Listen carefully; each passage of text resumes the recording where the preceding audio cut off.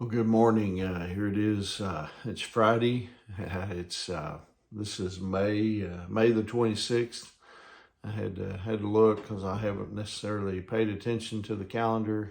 Being at children's camp from Monday afternoon through yesterday afternoon, we made it really good. It was a good week. We had some kids get saved, and it was really nice. A good week, and just apologize for not being able to join you on Tuesday, Wednesday, or yesterday. Our phone reception and everything was not very good. It was very spotty, and so anyway, you got a break from me for 3 days. But anyway, glad to be back with you here on this Friday morning, and hope that you've had a good week, and hope that you're now ready to maybe get through this day and get to the weekend, and have a great weekend. And of course, we received some more rain. We're thankful for that. But this morning, I want to share with you a devotional entitled "Three Things to Remember When You're Opposed." When you feel pressured, by the world, because you love Jesus and other people don't, you need to remember three things. There's three things I want to share with you this morning. Number one, opposition can make you more like Jesus.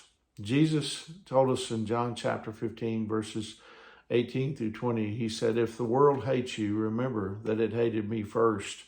The world would love you as one of its own if you belong to it, but you are no longer part of the world.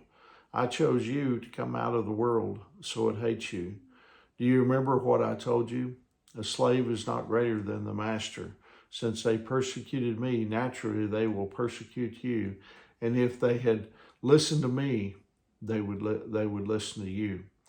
You see, if you're going to mature, and to be more like Jesus Christ, you're going to have to go through the things Jesus went through, including that includes loneliness, includes discouragement and stress, and temptation. I mean, why would God spare you when He didn't even spare His own Son from those things? Then secondly, opposition will deepen your faith. Your faith, it's kind of like a muscle. A muscle doesn't grow when you just sit in a chair and you eat popcorn and chocolate chip cookies. Listen, the muscle grows by being stretched and being strained and tested. You're never going to grow a muscle if no weight is ever pulling in the opposite direction.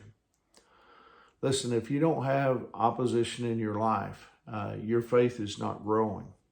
The strongest believers in the world, right now, are those who are having their faith tested, the most. The Bible says this in 1 Peter chapter 1, verse 7. It says, "These trials will show that your faith is genuine. It is being tested as fire tests and purifies gold. Though your faith is far more precious than mere gold, so when your faith remains strong, through many trials, it will bring you much praise and glory and honor on the day when Jesus Christ is revealed to the whole world." And then the third thing I want to share is that opposition will lead you to eternal rewards. In Matthew chapter 5, verses 10 and 12, of course, this is when Jesus was preaching, his famous Sermon on the Mount. But he said this, "God blesses those who are persecuted for doing right, for the kingdom of heaven is theirs. God blesses you when people mock you and persecute you and lie about you and say all sorts of evil things against you because you are my followers. Be happy about it. Be very glad, for a great reward awaits you in heaven." God will bless everyone who's persecuted for living for Him. But I want you to notice that you don't get rewarded, for being rude or obnoxious. I mean, if you live a self-righteous life when you get persecuted, listen, you're not a martyr. You're a fool. You don't get rewarded for being rude.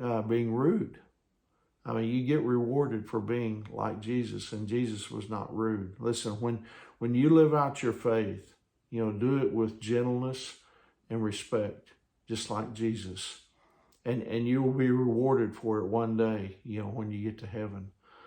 Whenever you're harassed, for your faith, remember these three things. Opposition can make you more like Jesus. It can deepen your faith, and it can lead to eternal rewards in heaven. And that's what excites me is we aren't going to get those rewards here on this earth. I mean, yes, sometimes God he blesses us and he provides for us while we're here on this earth. But the rewards that we can look forward to are in heaven. And so I hope that encourages you here on this Friday. I hope you have a great Friday. And as always on Friday, I like to tell you, if you find yourself close to Hydro on Sunday morning and you don't have a place to worship, come worship with us at Hydro First Baptist Church. We'd love for you to come. But anyway, hope you have a great weekend, and Lord willing, hopefully I'll see you soon. God bless you.